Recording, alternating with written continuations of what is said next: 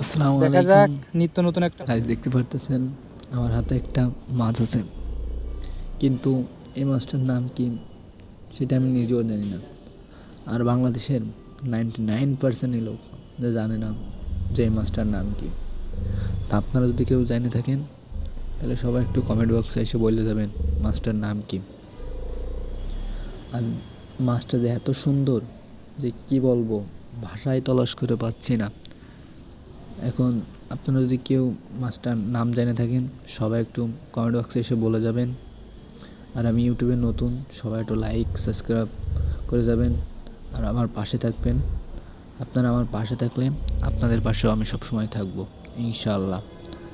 যে ফলো করবেন তার ফলোর সঙ্গে সঙ্গে ব্যাক দেওয়া হবে।